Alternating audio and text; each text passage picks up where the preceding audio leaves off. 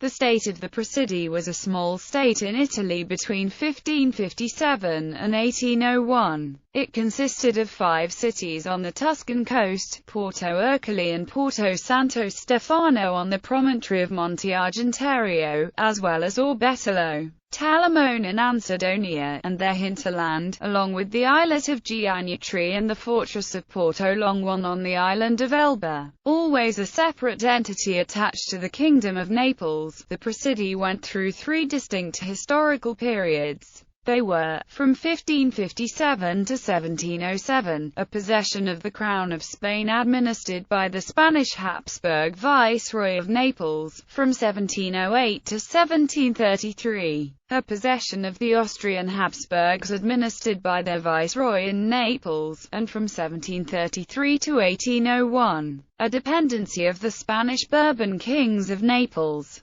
By the Treaty of Florence of 28 March 1801, the King of Naples ceded the Presidi to the French Republic. The Presidi were originally certain strategic coastal territories of the Republic of Siena that were retained by Spain after the conquest of the Republic. Duke Cosimo I de' Medici of Tuscany overran Siena in 1555 during the last Italian War. Cosimo received military support from the Emperor Charles V, also King of Spain, and his son, Philip II, who was King of Naples as well as England. Since 1548, Cosimo had also been in occupation of the Lordship of Piombino. On 29 May 1557, Philip signed a treaty in London with Lord Jacopo Viapani of Piombino. The lordship was restored to Giacomo, with Cosimo retaining the fortress of Portoferraio and Philip reserving the right to garrison the cities of Piombino and Scarlino and fortify the island of Elba. The conflict over Piombino resolved. On 3 July 1557, Siena and its contado, less the coastal fortresses, were granted in fief to Cosimo, in return for which the Duke cancelled all debts owed by Philip II or Charles. According to the Act of Infeudation, not included, but absolutely excluded, and expressly excluded, are the Sienese fortresses, castles, ports, places and farmland, namely, Porto Ercole, Orbetello, Talamone, Monte Argentario and Porto Santo Stefano, a territory of about 287 square kilometers. In April 1558, the French, who still held Talamone, made an unsuccessful assault on Orbetello, and in September of the same year, the Spaniards took Talamone by force. Control of the Presidi allowed the Spanish to monitor maritime traffic between Genoa and Naples, since in the 16th century ships kept close to the coast. During the 80 Years' War, the Presidi served as a stopover on the so-called Camino di Fiandra. Italian soldiers were massed in Naples and then moved in stages to the Spanish Netherlands, to fight rebels or the French. If they took ship in Naples, they usually stopped to revictual in the Presidi before moving on to Genoa, otherwise they marched overland from Naples to the Presidi and took ship there. In 1587, Cosimo's successor, Francesco, was offering Philip II £1,000,000 gold pieces for just one of the Presidi, but the King of Spain refused on the grounds that he had no other ports between Catalonia and Naples. In the 16th century, the Presidi also provided pasture for Tuscan shepherds, who brought their flocks of sheep to the warm coastal grazing lands during the winter. The Tuscan authorities even taxed the head of sheep as their shepherds brought them to the coast, an act which provoked some complaints to the Spanish authorities. In 1603, King Philip III decided to make use of the clause of the Treaty of 1557 that allowed Spain to fortify any part of the island of Elba, and on the 22nd of October of the following year he ordered his viceroy, Juan Alonso Pimentel de Herrera, to build a fortress on the island. Construction of Fort San Giacomo at Porto Longone began in March 1605. It had barracks for 2,000 men. The Prince of Piombino, who shared sovereignty over Elba with the Duke of Tuscany, ceded his authority over the 13 square kilometers of Porto Longone to the Spanish. This was the only case of territorial expansion in the history of the Presidi. From May to July 1646, Orbetholo resisted successfully a siege by troops sent by the French royal minister Mazarin in an attempt to dislodge the Spaniards from Italy. However, French efforts to bring Grand Duke Ferdinand II of Tuscany out of his alliance with Spain failed. He refortified his own coast and raised a militia of 10,000 to observe the Franco-Spanish conflict across the border. In June, the Spanish gained a naval victory over the French off Porto Ercole.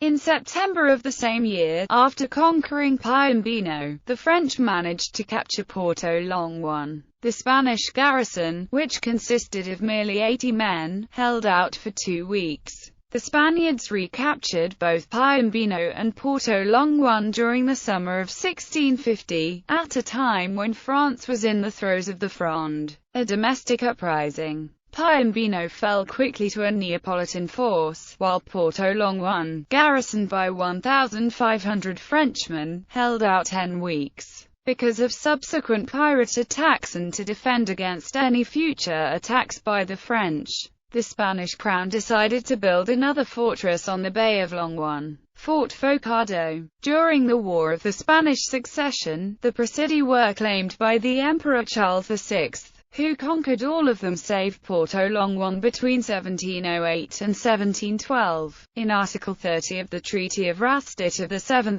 March 1714, France recognized Charles's claim, but no peace with Spain was forthcoming. The chief opponent of that peace was Elizabeth Farnese, Queen of Philip V of Spain, who hoped to create an Italian principality for her son. Finally, by the Treaty of Vienna of 30 April 1725, Charles agreed to infoff Elizabeth's eldest son, Don Carlos, with the Duchy of Parma and Piacenza when he came of age. In exchange, the Emperor Charles would retain the Presidi and Spain its rights in Piombino and Elba. This situation was revised in 1733 by the Treaty of Turin, in which France and Sardinia allied themselves against the Holy Roman Empire, and so agreed that Don Carlos should receive the Presidi together with the kingdoms of Naples and Sicily. Spain agreed to the same stipulations and joined the alliance against the Emperor in the Treaty of El Escorial on 7 November. During the subsequent War of the Polish Succession, Carlos conquered the Presidi and the South Italian realms. A preliminary peace signed in Vienna in October 1735 confirmed these conquests to him. This was finalized in the definitive Peace of Vienna of 18 November 1738, ratified by Spain at Versailles in 1739. In 1736, Carlos commissioned a work to demonstrate that the kings of Naples had sovereignty over the princes of Piombino. The result, the 120-page Dritto della Corona di Napoli sopra Piombino, was published around 1760. On 21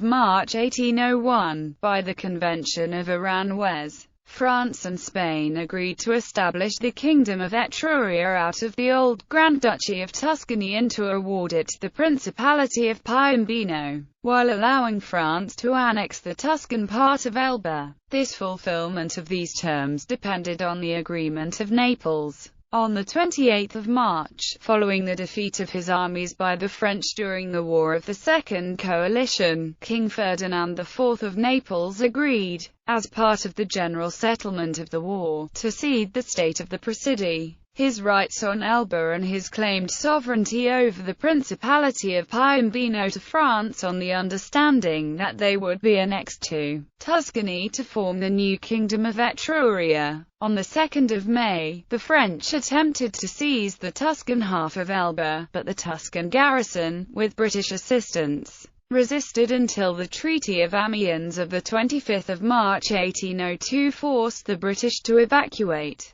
The formal cession of the Presidi to Etruria took place on 19 September 1801. Thereafter, its fate follows that of the rest of Tuscany. Piombino and Elba, however, remained under the French